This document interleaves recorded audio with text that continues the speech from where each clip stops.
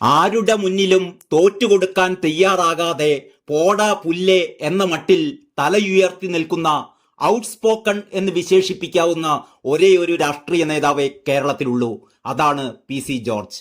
PC. തന്റെ ഒറ്റയാൾ പോരാട്ടം നിർത്തുകയാണ് ഇനി ബി.ജെ.പിക്കൊപ്പം.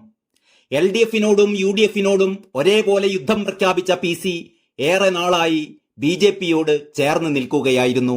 മകനും ജില്ലാ പഞ്ചായത്ത് അംഗവുമായ ഷോൺ ജോർജ് ഉൾപ്പെടെ ജോർജിന്റെ ജനപക്ഷം പാർട്ടിയിലെ സഹപ്രവർത്തകർ ഒന്നാകെ ബി.ജെ.പിയിലെത്തും.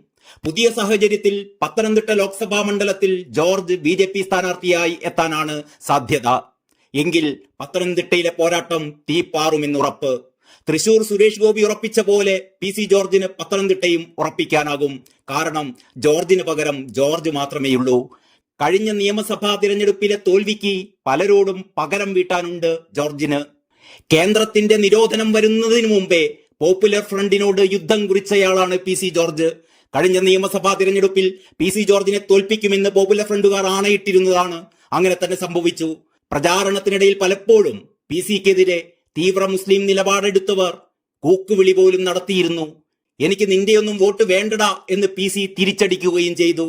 പോപ്പുലർ ഫ്രണ്ടിനെ ഇത്ര രൂക്ഷമായി എതിർത്ത മറ്റൊരു നേതാവ് പി.സിയെ പോലെ കേരളത്തിലില്ല, ബി.ജെ.പിയിൽ പോലുമില്ല. അതുകൊണ്ട് തന്നെ ബി.ജെ.പിക്ക് കേരളത്തിൽ കിട്ടാവുന്ന ഏറ്റവും കരുത്തനായ നേതാവാണ് പി.സി. ജോർജ്. പക്ഷേ പി.സിയുടെ ഭാരം ബി.ജെ.പിക്ക് താങ്ങാൻ പറ്റുമോ എന്നതാണ് കാത്തിരുന്ന് കാണേണ്ട കാര്യം. കാരണം പി.സിക്ക് പി.സിയുടെ നിയമമാണ്, പി.സിയുടെ ശിക്ഷയാണ്, പി.സിയുടെ നിലപാടാണ്.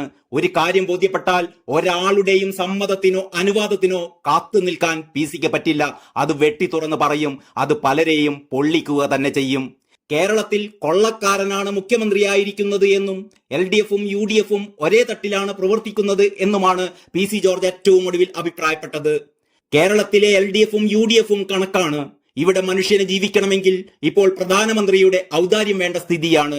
മഹാകൊള്ളക്കാരൻ ഇവിടെ മുഖ്യമന്ത്രിയായിരിക്കുന്നു. ആ കൊള്ളക്കാരന്റെ ബി ടീമായി വി.ഡി. സതീശനും. വ്യക്തിപരമായി സതീശനെ എനിക്കിഷ്ടമാണ്. എന്നാൽ രാഷ്ട്രീയമായി നോക്കുമ്പോൾ വലിയ കുഴപ്പമാണ്. ഇപ്പോൾ കേരളത്തിലാകെ ഒരു പ്രതിപക്ഷമേയുള്ളൂ, അത് നമ്മുടെ ഗവർണറാണ്. മാധ്യമപ്രവർത്തകരോട് സംസാരിക്കവേ പി.സി. ജോർജ് പറഞ്ഞു, ശബരിമലയിൽ സ്ത്രീകൾ പ്രവേശിക്കുന്നത് ആദ്യം എതിർത്തത് ഞാനാണ്. 100-300 പോലീസുകാരും കുറെ പെണ്ണുങ്ങളും, ഇപ്പുറത്ത് ഞാൻ ഒറ്റയ്ക്ക്. പക്ഷേ കുറച്ചു കഴിഞ്ഞപ്പോൾ ആയിരക്കണക്കിന് അയ്യപ്പന്മാർ എന്റെ ഒപ്പം കൂടി. അന്ന് ആദ്യമായി സഹായത്തിനെത്തിയത് കെ സുരേന്ദ്രനാണ്. അന്നു മുതലുള്ള ബന്ധമാണ് അദ്ദേഹവുമായി ഉള്ളത്. ലോക്സഭാ തിരഞ്ഞെടുപ്പിൽ പത്തനംതിട്ടയിൽ നിന്ന് മത്സരിക്കുമോ എന്നത് അറിയില്ലെന്നും ജോർജ് പറഞ്ഞു. മത്സരിക്കണമെന്ന നിർബന്ധ ബുദ്ധിയുമായല്ല നിൽക്കുന്നത്. ബി.ജെ.പി നേതൃത്വം എന്ത് പറയുന്നുവോ അത് കേൾക്കും, പി.സി. ജോർജ് പറയുന്നു. News desk Kalakaumudi.